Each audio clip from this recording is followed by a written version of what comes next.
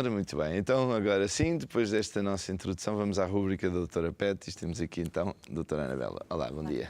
Bem-vinda de volta. Então, hoje vens acompanhado, cada vez são maiores. Qualquer dia traz um São Bernardo, não? Quem sabe? Tens aqui a Becky, É não é? verdade. Olá, Becky. A Becky não sofre de nada do tema que a gente vai tratar hoje. Está completamente aqui seguríssima no nosso meio. Olha, nós vamos falar sobre parasitas externos nos animais de companhia. Porque existem os externos e existem os internos também, não é? E então, falando de parasitas externos, quais são aqueles que são mais comuns? E estamos a falar só de cães ou vamos falar de qualquer animal? Cães e gatos. Quais é que são os mais comuns? Que aparecem e a gente nem sabe bem de onde. Exatamente. Às vezes. É mesmo. Os mais comuns são as pulgas e as carraças. E aquele que nós falámos há pouco tempo, que é o mosquito que veicula a tão famosa doença da leishmaniose, que já falámos noutra rúbrica. Sim. Mas hoje vamos falar dos outros dois, que são muito frequentes, aparecerem sobretudo nesta estação do ano, porque eles precisam do quente, não é? Destas condições para se desenvolverem, que são as famosas pulgas e carraças. Pois, isso, a gente, normalmente é o contacto com o exterior, não é? Eles normalmente, um cão e um gato apanham pelo contacto com o exterior.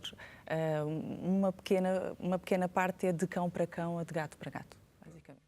A parte é fatores externos, não é mesmo? Então, e quais são os fatores de risco que potenciam o aparecimento destes parasitas? Como é que É assim, para não aparecerem estes parasitas, as pulgas e as carraças, porque isto é muito importante para a saúde dos nossos pets, mas também para a nossa saúde, Ricardo, porque eles podem transmitir zoonoses, são doenças que se podem transmitir aos humanos, que depois, se quiser, já te explico. Eu fiquei aflitíssimo uma vez, o meu filho pequenino, fui-lhe apanhar uma carraça atrás da orelha que eu até fiquei, que é isto? E fiquei mesmo preocupado, porque eu sei que isso é muito perigoso. Pode ser. Pode veicular a famosa febre da carraça, que não é agradável. Nos cães também não é nada agradável e de facto é uma doença grave.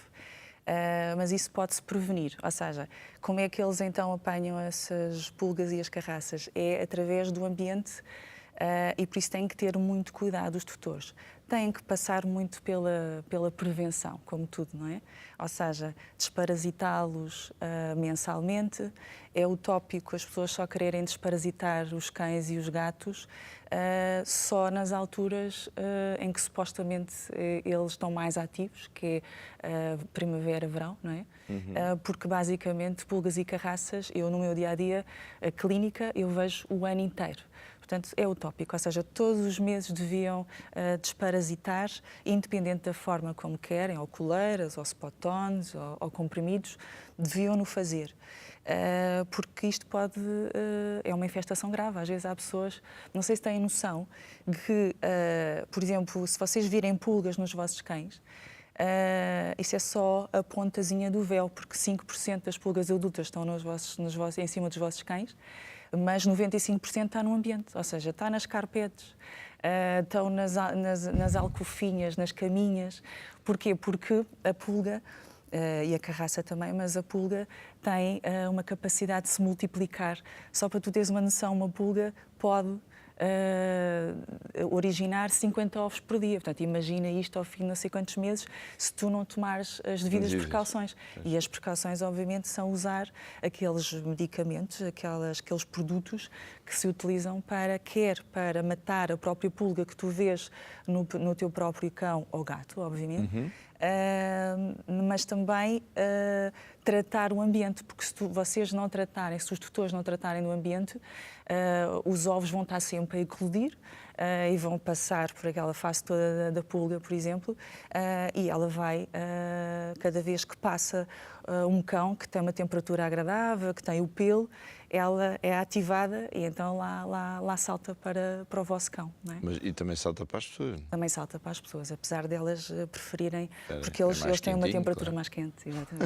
Exatamente. E as carraças também se transmitem facilmente? A mesma coisa. As carraças têm que ter cuidado, porque como eles andam muito na rua, não é? Portanto, vão aos seus passeios higiênicos, não é? Os tutores têm que ter cuidado a passear nos jardins, aqueles jardins que não são tratados, têm aquelas ervas altas, porque as carraças, é muito interessante porque as carraças conseguem sobreviver muitos meses em ambiente sem se alimentarem, porque quer as pulgas, quer as carraças são hematófagas, ou seja, elas têm que picar no nosso animal de companhia para se desenvolver. É o sangue que é de alimento, não é? Para elas, que serve de alimento.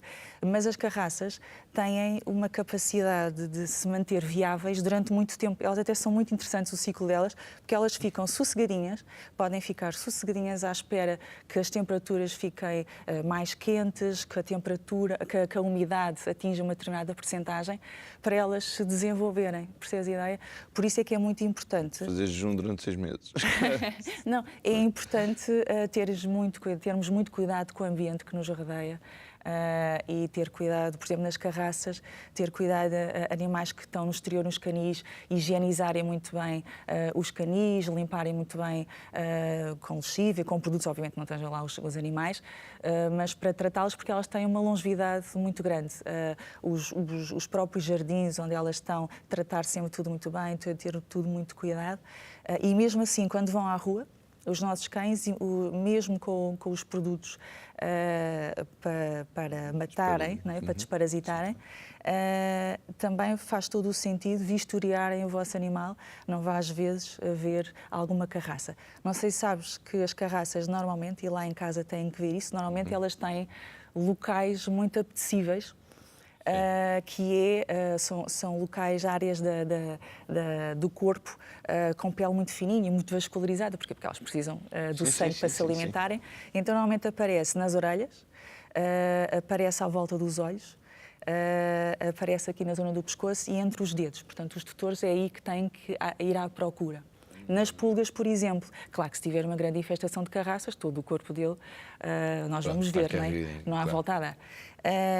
Nas pulgas, também é difícil ver a pulga, porque a pulga é um inseto que salta imenso e, portanto, é difícil de ver, mas os tutores lá em casa conseguem ver. Pequenina. É super pequenina, exatamente. E os tutores conseguem identificar quando temos uma infestação de pulgas, ou deveriam estar atentos, quando as pessoas dizem assim, isto parecem ovos, ou seja, quando, não sei se já viste, há tutores que... Claro que sim, já tive vários cães, é impossível nunca ter visto pulgas e carraças. Portanto, quando tu tens as pulgas, tu, por exemplo, nesta na Becky, tu tinhas muita dificuldade, e eu também, como veterinária, que já estou habituada a detectar uma pulga, não é? Sobretudo com esta pelagem, não é? A cor e o tamanho. Portanto, normalmente o que acontece é que a zona característica da pulga, onde vocês vão encontrar, é nesta zona atrás do dorso, aqui ao pé da cauda, por trás das coxas, no interior das coxas, na zona da barriga. Essa é a zona onde vocês têm que encontrar e, normalmente, não vendo as pulgas, vocês veem as fezes das pulgas. Ou seja, que são umas coisinhas pretas que as pessoas vão à consulta e dizem: o que é isto, doutora? Tudo muito preto, isto são os ovos. Não são os ovos da pulga, são as fezes, que é sangue não digerido. Que até há um truque que podes pôr água por cima desses excrementos, dessas fezes da pulga, e ficam com um traçado de sangue. Isso vê-se claramente na consulta. Ok. Sim, muito interessante.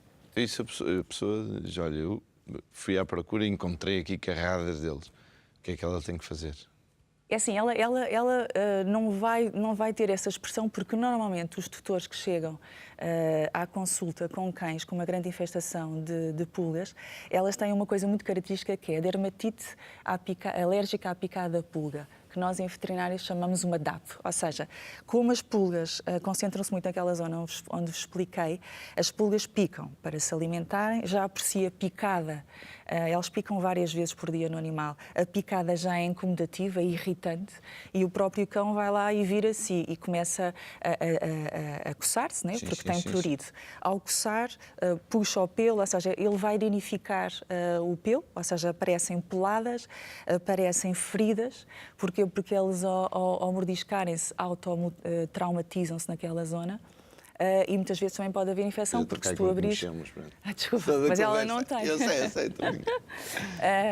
E o facto do nosso cão mastigar-se, né, traumatizar-se, morder-se, abre pequenas feridas e uma pele com ferida é uma porta aberta para haver a entrada de bactérias e, portanto, normalmente as pessoas, elas não detectam a infestação das pulgas, mas detectam é o que é que visualmente...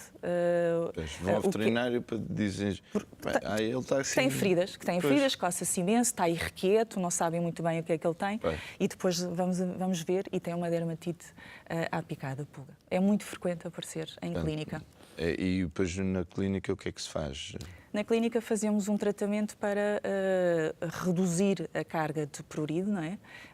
E colocamos logo de imediato os tais produtos que são desparasitantes externos e aconselhamos as pessoas, os tutores, quais são os desparasitantes mais adequados. Por exemplo, na pulga, as pessoas têm que ter atenção que têm que procurar, existem vários no mercado, mas têm que procurar aqueles que atuam na pulga adulta, que é aquela que nós vemos no cão, mas também no ambiente, ou seja, que vai quebrar ali os ovos, depois eles passam por larvas e pupas, ou seja, as várias fases da pulga têm que ter ali uma ação de um produto para destruir essas fases, não é? Para eliminar, para não haver reinfestação. Okay? Também é muito interessante saberem lá em casa que quando temos uma infestação de pulgas nos nossos cães, é tratar as pulgas, mas também desparasitar. Porque uma das coisas que as pulgas podem veicular, eu não sei se sabes disso, que é o famoso Dipilídeo canino, é um parasita gastrointestinal, que é muito frequente. Somos muito amigos. Conheço perfeitamente. Conheces? Nada. Não, mas é muito frequente as pessoas dizerem o meu animal está a defecar bagos de arroz. Isso aí já sabes. Quando às vezes as pessoas dizem que as fezes têm pequeninos bagos de arroz, sim. É o famoso dipilídeo canino. E isso pode ser veiculado pela pulga. Se a pulga estiver parasitada, se estiver infectada com esse parasita e picar no teu cão, pode parasitá-lo, portanto, infectá-lo com esse parasita. Por isso, quem tem infestações de pulgas, os cães, têm que se desparasitar também internamente. Ok. Então, como em tudo, é mais vale prevenir. Tomar as medidas preventivas e, como tu disseste, então, todos os meses fazer a desparasitização para que não tenhamos que dar esse sofrimento ao animal, porque é um sofrimento, se nós não cuidarmos disso, não é? Sim. Pronto, olha, muito obrigado por mais estas dicas maravilhosas. Ricardo. A Becky está... É uma senhora. Pronto, está... acho que ela não vai sair daqui tão cedo. Não. Por vontade dela, parece que não é? Parece que faz isto todos os dias. Espetáculo. Ora, e fica então assim com estas dicas aqui da nossa doutora Pet e agora vamos já começar a pensar o que é que vamos dedicar para a próxima edição desta nossa rubrica. Então, muito obrigado, Anuela, por estar aqui outra vez. E assim nos despedimos no dia de hoje dos nossos convidados. Eu quero só lembrar que logo à tarde, às 15 horas, na Conversa de Mulheres, vamos ter a Margarida Costa com o 30 por uma linha, projetos de design de produtos e interiores, com a Cátia Rocha e o Cake It Easy, Cake Styling. Então já sabe, às 15 horas começa aqui na Corex TV este programa Conversa de Mulheres. Quanto a mim, voltarei amanhã às 10 horas. Até lá, fique bem.